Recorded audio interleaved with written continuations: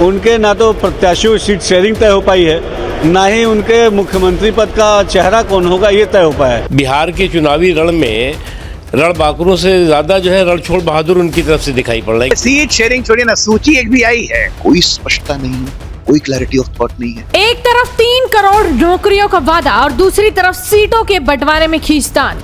एक तरफ सीएम बनने की होड़ और दूसरी तरफ महागठबंधन में पड़ रही फूट। बिहार में पहले चरण की 121 सीटों पर नामांकन की समय सीमा आज खत्म हो गई, लेकिन महागठबंधन में अब तक सीट शेयरिंग तक नहीं हो पाई। सीट शेयरिंग तो छोड़िए, कांग्रेस छोड़ दूसरी किसी पार्टी ने अपने कैंडिडेट्स की लिस्ट तक जारी नहीं की। कांग्रेस और आरजेडी ने अपनी अपनी सीटें तो बांट ली, लेकिन मुकेश सहनी को अधर में लटका दिया। मुकेश सहनी की पार्टी को 18 सीटें देने पर सहमति बनी।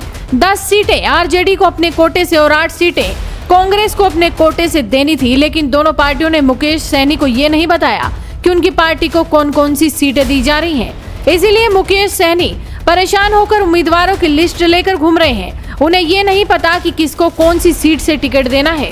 जब मुकेश सहनी ने गठबंधन से अलग होने की धमकी दी तो फिर दिल्ली से लेकर पटना तक हलचल मच गई। उन्हें मनाने की कोशिशें हुई, लेकिन आज सुबह तक कोई नतीजा नहीं निकला। दूसरी तरफ एनडीए में सब कुछ तय हो गया, टिकटों का बंटवारा हो गया। जेडीयू और बीजेपी 101 सीटों पर लड़ेंगे। चिराग पासवान को 29 सीटें मिली हैं। उपेंद्र कुशवाहा और जीतन राम मांझी को 6 सीटें मिली हैं। वहीं अमित शाह भी बिहार पहुंच गए हैं। आज मुख्यमंत्री नीतीश कुमार से 18 मिनट तक उन्होंने बातचीत की।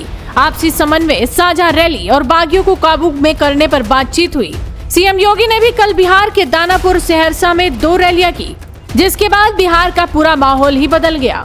साफ तौर पर कहा जाए तो एनडीए में तो सब कुछ तय नजर आ रहा है, तो वहीं महागठबंधन में अभी तक कंफ्यूजन है। सीएम बनने की बड़ी बड़ी बातें और 3 करोड़ नौकरी का वादा तक किया जा रहा है, लेकिन धरातल पर क्या तस्वीर है वो पूरा बिहार देख रहा है। देखिए, मुझे लगता है कि आज पहले चरण के जो चुनाव है उसके पर्चा दाखिला का आज आखिरी दिन है, और अभी भी जो महागठबंधन है, जिसको इंडिया अलायंस गठबंधन का नाम उन्होंने दिया है, उनके ना तो प्रत्याशियों की सीट शेयरिंग तय हो पाई है, ना ही उनके मुख्यमंत्री पद का चेहरा कौन होगा ये तय हो पाया है। तो ये अपने आप में बताने के लिए काफ़ी है कि चाहे कांग्रेस हो, समाजवादी पार्टी हो और तमाम जितने भी विपक्षी दल हैं, ये केवल और केवल समाज को भ्रमित करने की नीयत के साथ वहाँ पे चुनाव लड़ रहे हैं। अगर आप देखें इस तरह के लोग जिन्होंने कि अभी काल्पनिक भ्रम पैदा करके बड़ी बड़ी रैलियाँ करी, बड़े बड़े जुलूस निकाले, आज उनकी स्थिति क्या है? बिहार के चुनावी रण में रणबांकुरों से ज़्यादा जो है रणछोड़ बहादुर उनकी तरफ से दिखाई पड़ रहा है। उसका कारण ये है कि ख्वाहिशें एक हैं और खानदान अनेक। सीट शेयरिंग छोड़िए ना, सूची एक भी आई है। हमारी तो 243 में 238 की सूची हमने जारी कर दी सभी दलों ने। जेडीयू 101 की 101, बीजेपी 101 की 101 सूची आ गई। एनडीए को देखिए, एनडीए में भारतीय जनता पार्टी, जदयू, राष्ट्रीय लोक मोर्चा, लोक जनशक्ति पार्टी और हिंदुस्तान अवाम मोर्चा ने विधिवत घोषणा की है, सार्वजनिक किया है, उम्मीदवार सिंबल लेकर के मैदान में जा चुके हैं।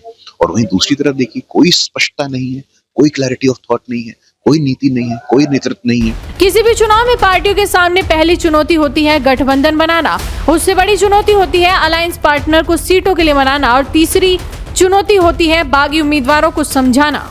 एनडीए ने इस बार इन सारी चुनौतियों को पार कर लिया है। अलायंस में झगड़ा नहीं है, सारी सीटों पर उम्मीदवारों का ऐलान हो गया है। टिकट देते समय सर्वे और लोकल फीडबैक का ध्यान रखा गया। जातिगत समीकरण के आधार पर उम्मीदवार तय किए गए। चुनाव का प्रबंध अमित शाह के हाथों में है, जो चुनाव लड़वाने और जीतने में माहिर है। इसीलिए पहली बाजी तो एनडीए के हाथ लगी, लेकिन अभी तो मुकाबला शुरू हुआ है। देखना होगा कि महागठबंधन इस कंफ्यूजन से कब बाहर निकल पाता है। वीडियो को शेयर कीजिए और जुड़े रहिए हेडलाइंस इंडिया के साथ।